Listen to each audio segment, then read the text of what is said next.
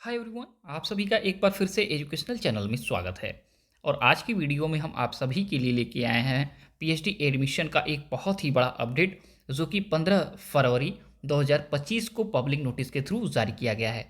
आप सभी को बता दें कि पीएचडी में एडमिशन के लिए आपको एक अंतिम मौका एक स्टेट गवर्नमेंट यूनिवर्सिटी दे रही है, जो कि विदाउट नेट जेआरएफ की यहाँ पे अंतिम बार आपके रिटन टेस्ट के माध्यम से पीएचडी में एडमिशन मिल रहा है। इसके बाद यूजीसी के नियम के आधार पे आपके नेट के स्कोर के आधार पे ही आप एडमिशन प्राप्त कर पाएंगे। तो अंतिम चांस है, अंतिम मौका है कि केवल और केवल पीजी के आधार पे आप यहाँ पे एडमिशन ले लें, और वो भी बम्पर सीट्स अवेलेबल है। यहाँ पे लगभग 1200 रिक्त सीटें आपके लिए अवेलेबल है, और कुछ सब्जेक्ट्स ऐसे हैं जहाँ पे 90 प्लस रिक्त सीटें हैं।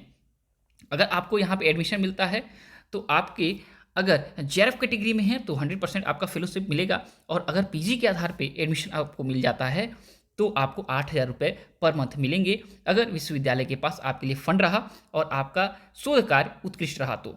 यहाँ पे एडमिशन की प्रक्रिया स्टार्ट हो गई है, और विदाउट लेट फीस या सामान्य परिस्थितियों में आप 5 मार्च 2025 तक आवेदन दे सकते हैं। और अगर आप एप्लीकेशन फॉर्म भर चुके हैं और फी पेमेंट नहीं किए हुए हैं तो 8 मार्च 2025 तक आप अपना कार्य पूर्ण कर सकते हैं। इसी के साथ आपको बता दें, इस विश्वविद्यालय में जो आपके लिए सुनहरा ऑप्शन मिल रहा है उसकी मुख्य मुख्य बातें सबसे पहले आपके स्क्रीन पे हमने लिख दिया है, वो चीज़ें आप देख लीजिए। सबसे इंपॉर्टेंट पॉइंट है कि यह राज्य सरकार के अंतर्गत संचालित होने वाला विश्वविद्यालय है, यानी कोई भी झोलझाल आपके पीएचडी में नहीं होने वाला है। सेकेंड, विदाउट नेट जेआरएफ आप एडमिशन मिलेगा आपको। और लास्ट चांस यहाँ पे रिट यानी रिसर्च इंट्रेंस टेस्ट 2024 सेशन के लिए हो रहा है। इसके बाद आपको नेट के आधार पे ही एडमिशन मिलेगा।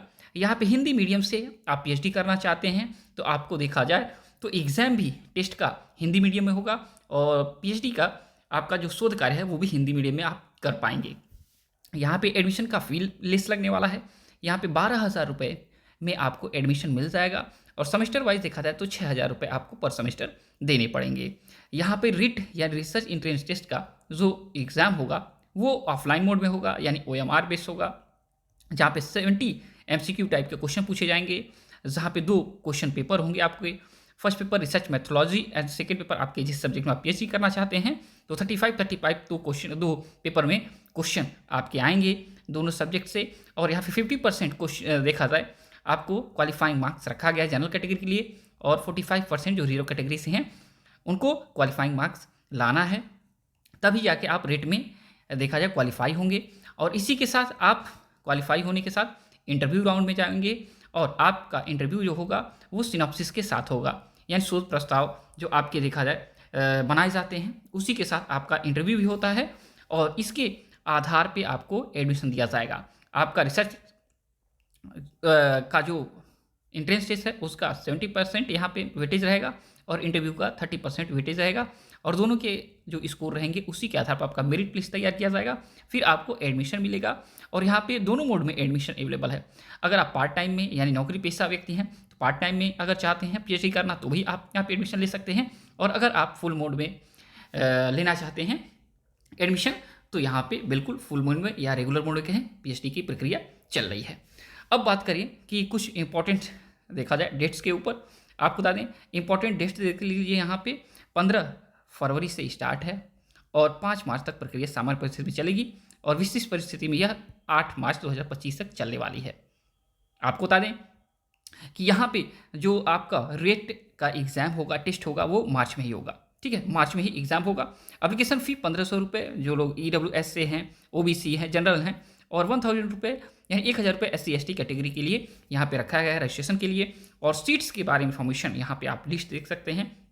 साथ में आपको बता दें कि यह विश्वविद्यालय जो है ये उत्तर प्रदेश राज्य सरकार के अंतर्गत संचालित होने वाला विश्वविद्यालय है, और यहाँ पे टोटल 1173 सीटें हैं। बड़ी सीटें देख सकते हैं आप यहाँ पे सभी सब्जेक्ट्स में, जितने भी बेसिक सब्जेक्ट्स हैं 41 सब्जेक्ट्स हैं जिसमें सीटें अवेलेबल हैं। यहाँ पे बड़े सब्जेक्ट देख सकते हैं जिसमें सीटें अवेलेबल हैं। 48 सब्जेक्ट्स हैं, माफ़ करिएगा, यहाँ पे 30 आपके सीट्स हैं एंशिएंट हिस्ट्री में, इंग्लिश में 48 है, ज्योग्राफी में 50 है, हिंदी में 96 है, आपका पॉलिटिकल साइंस में 59, आपका साइकोलॉजी में 45, आपका सोशियोलॉजी में 72, आपका संस्कृत में 37, कॉमर्स में 51, आपका इकोनॉमिक्स में 33 एंड एजुकेशन में 78, आपका लॉ में 29। तो मैक्सिमम देखा जाए नंबर ऑफ सीट्स अवेलेबल है आपके सब्जेक्ट्स में। बॉटनी में 63, आपका केमिस्ट्री में सबसे देखा जाए ज़्यादा सीट, ह्यूज सीट अवेलेबल है 130, 130। इसके अलावा आपका मैथमेटिक्स में 42, आपका फिजिक्स में आपका यहाँ पे सीट्स अवेलेबल है 79, ठीक है। तो 79 से आपका, माफ़ करिए, 79 आपका जूलॉजी में, आपका फिजिक्स में देखा जाए 27। तो टोटल नंबर ऑफ सीट 1100 आपका 73, ठीक है।